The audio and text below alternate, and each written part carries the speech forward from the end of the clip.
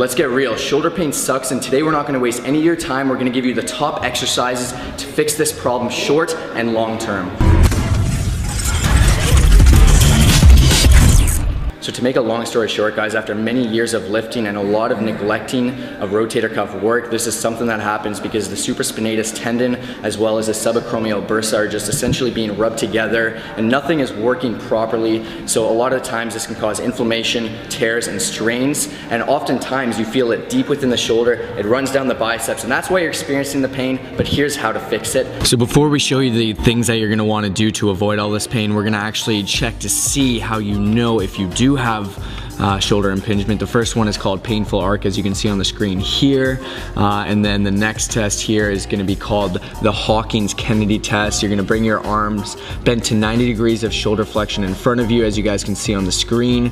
Crank your hand down with the help of your other hand, and you know, if this really bothers you, then you maybe have shoulder impingement. And last but not least, this is called Neer's test. You're gonna wanna raise your arm right out in front of you, thumb pointing downwards, and you may have shoulder impingement if this movement reproduces your symptoms. So as promised, we're gonna show you short and long-term fixes. This is the short-term one. You're gonna wanna do 5 to 6 reps against the wall. Once you get to the level of your shoulders, as you raise the elbows up and they come off the wall, you're gonna almost bring them together to try to further externally rotate the arm, as you guys can see on the screen here. By doing this, simply put, you're gonna be temporarily activating the rotator cuff, allowing you to reposition the head of the humerus to where it should be, therefore clearing more room to allow you to raise your arm above your head without any kind of pinching. So this is good while you're working out if you're feeling any kind of pain.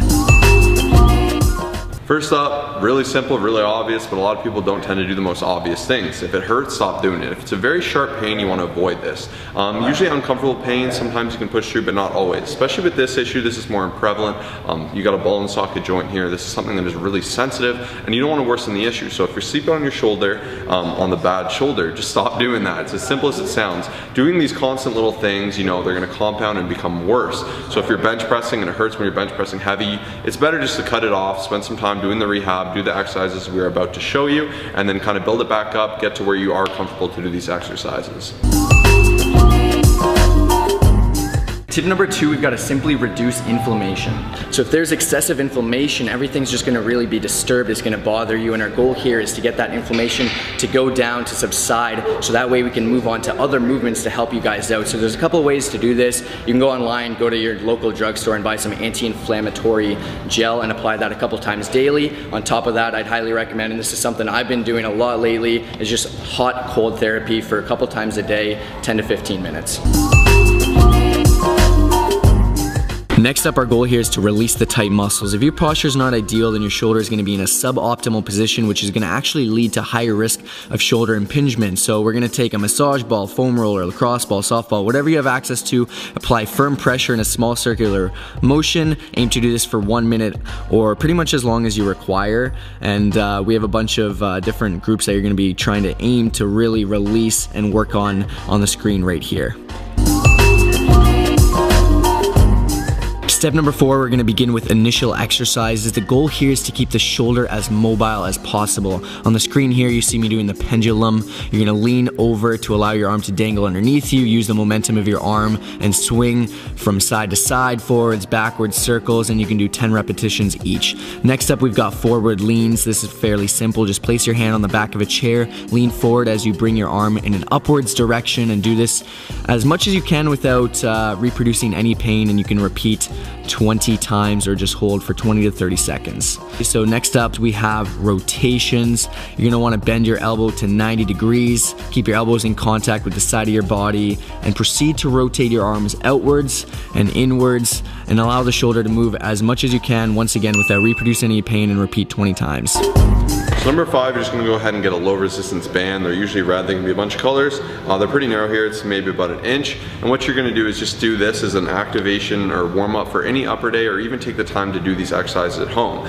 So first off, I'm doing external rotations with the band. As you can see, I'm nice and postured, I'm squeezing my abs, I have that elbow nice and tight, and I'm opening up my rotator cuff as much as I can, as far as I'm comfortable to. If you have severe pain, you definitely wanna tease it out and do it at your level. Furthermore, you wanna do it with control throughout the movement. You don't wanna be jerking and just throwing your arm around. around. This is foolish and this is how you're gonna cause more damage. So do it with control, make sure you have everything tight and you're really just working on opening it up and improving as you go on. Now you can do this also internally. As you can see, I'm doing internal rotation here, working at the opposite effect. Furthermore to that, some other great movements as you can see, which I'll demonstrate now on screen. Our shoulder dislocation, so you're gonna start with it in front of you, you're gonna come up overhead, try to spread it, come all the way back to your back. Once again, come up and spread. This is a little more advanced, and if you have serious shoulder injuries, I would avoid this. So definitely make sure you're being okay, and definitely make sure your doctor says you're okay to do these movements before you jump into them. So you're gonna come overhead, stretch it out right back, come down, and this is really gonna wake and open up that shoulder. Another thing you can do is kind of warm up the rear delt's chest and just pull in, and just do some of these quick movements to get everything activated, warm, and just get that joint moving, and just work on its kind of ability to withstand this and grow, and you'll get some muscular endurance and some muscular strength out of it. So these are going to make a yard of difference. Definitely implement these. So on top of the exercises Josh just showed you, we're also going to do a couple more. This is going to be focused on isometric training here. This is called the external rotation, and this is to make sure you don't aggravate the inflammation in your shoulder. It involves strengthening your shoulder muscles without moving. Keep your elbows tucked into the side of your body, pull the resistance band away from your body, and you're going to hold this position for 30 seconds. Do it 3 times. Next up, we're focusing on anti-impingement training. Guys, if the shoulder bone is not centered in the shoulder joint, it can often move in an upwards position, and this can lead to the impingement of the structures in the subacromial space. So that's why we want to really focus on humeral head depression here. As you guys can see on the screen, basically you're going to just set up a resistance band high up. You can do it in a doorway, whatever works best for you. Hold at the bottom for 3 to 5 seconds, keep constant tension, and do this 10 to 30 times for 3 sets. Okay, so next up we're gonna move right into the adduction, and similar, it's just gonna be placed up above head. Hold it for 3 to 5 seconds down at the bottom, and you're just gonna do this once again 10 to 30 times, and these are fantastic to be doing on top of those exercises that Josh was saying. Next up, we're moving into exercises where we're working against gravity. So we're starting off with the flexion. You're gonna wanna stand on the resistance band this time, aim to pull the resistance band upwards to shoulder height, hold for 3 to 5 seconds, return slowly down, repeat 10 to 30 times, and perform 3 sets of these. Okay, so and last but not least, we're moving right over into abduction. Similar, once again, you're standing on the resistance bands, you're pulling it to the side, holding for 3 to 5 seconds, and you're always, for every one of these exercises, keeping constant tension throughout. And once again, 10 to 30 times, perform 3 sets of these, and you guys will be well on your way to strengthening that rotator cuff.